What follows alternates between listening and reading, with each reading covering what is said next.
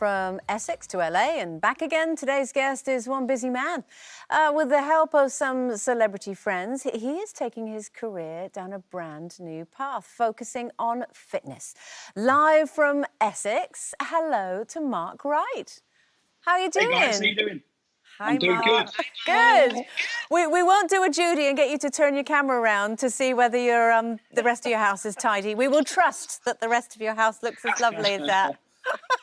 Yeah, it's all pretty tidy today, in this room anyway. In this room, all right, all right. Now, look, before we talk about all the fitness stuff that you've been doing online, Mark, we just wanted to honour you and say well done for the helping hand that you've given to your friend Arg, because it's a really difficult thing to watch someone that you know and love, whether it's a friend or a partner, going through the kind of difficulties that Arg had, especially when they're not that willing to accept help. So how did you finally get him to get the help that he's now getting?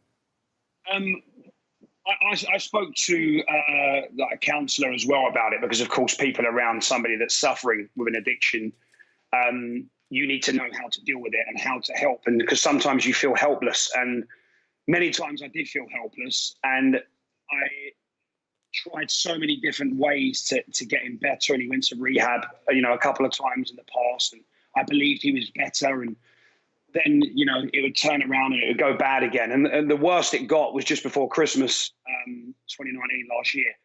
And he was really, really bad, and, there was some bad moments that we were all going through.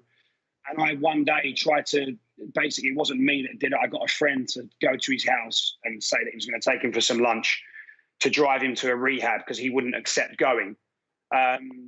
We did that. Then he got to the rehab centre. He called me from their phone. He said, "I'm not staying here. I'm leaving. I don't know what you've done. Why have you done this?" I said, "Oh, it's the only route you need to do this," because he wouldn't listen to us and wouldn't take the help that we were asking. And then he left on his own accord. He got a train home, and it was miles away. So I called up the guy from there and said, "What can I do? I've taken every step I can. I've got him to the rehab. He's not staying there. How can I physically make him do this?" And he just said to me, "Sometimes you have to just let them hit rock bottom, and they have to know they need help, because if an addict doesn't want the help, you can't do nothing about it." And I was like, "But then what if he dies?" And the answer the guy said to me literally was, "It's the risk you're willing, it's the risk you have to take." And then I said to him, I texted him and said, "You're not getting my help anymore. I'm done. I'm through with this. You're not affecting my life anymore." Obviously, I didn't mean that, but I had to scare him. And on Boxing Day, he texted me and he just said, "I'm ready. I've hit rock bottom. I need to go to rehab." So I got on the phone to a rehab centre I've researched in Thailand, and I booked it for him the next day, and he got on a plane and he went. Wow. That's wonderful. And it's so painful. I've had experience of this. You've had experience of this, Denise. And when you're with someone who is in that situation, they have to make the decision themselves. So you've been a great friend, and I know it must have been incredibly painful for you to send that message. How is he now, Mark? He's doing really well, and I see when he's been better before after rehab stints, I did believe him, but this time's just different. It's he's mentally, everything about his life has changed to be better and to get where he needs to get to. He's just taken every step that you need to take. When I speak to him on FaceTime nearly every day, he's just a different person. There's no going back for him. I'm hoping, I'm touching wood, but I've been let down before, so I can't. That's fantastic. Good. I can't. Oh, we're really... Mark, I would like to ask you, Mark, especially it's such a sensitive thing, whether someone's a drugs addiction or alcohol. When do you think is the right time to approach that loved one or that friend to have that sensitive conversation with them? I just think when you start seeing it happen a bit too many times, you're always naturally going to do that. I don't think there's a right time. It's like, mate, what are you doing? You're drinking too much, or you're taking too many drugs, or why have I not heard from you for 3 days? Something's up. So I think you're always going to go, when you care about someone, you're always going to go in early. And I went in early. I've always kind of taken quite a dad or a teacher approach to Arg. Just the way our relationship is like that. It's like the way we are, I'm kind of, how do I say this politely? There's no non-polite, but I will always say, "Oh, this is what we're doing." He's like, "Okay, great," and he comes along with what I want to do and stuff. So when I have a go at him, he takes it on board, and it upsets him. So that's what I've always done. I've told him off like a dad.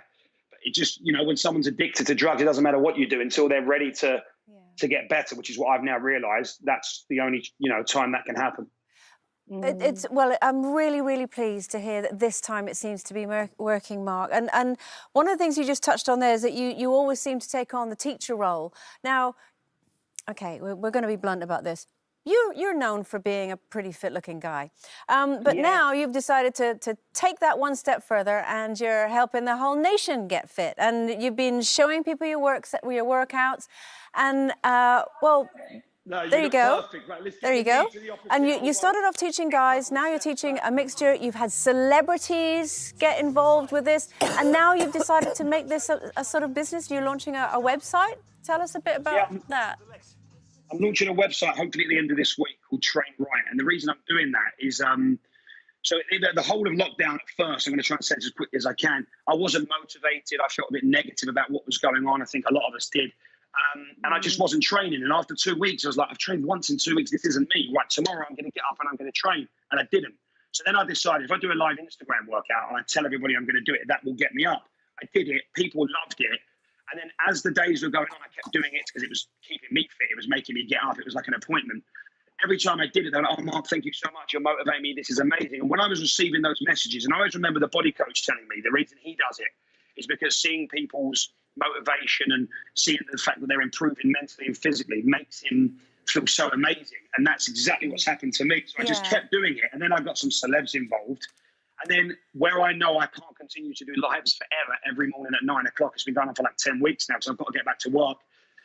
There's so many messages every day. Please don't stop this. Please don't stop this. Please don't stop when we're out of lockdown. So I thought if I build a website, I can put all my workouts on there, upload them all, do as many as I can in a day that I set aside, and people can follow the program because the before and after shots I'm getting are like changing people's Mark, lives. we're running out of time for the end of the show, but it all sounds great. We all know how great physical activity is for your mental health. So thank you for that, Mark.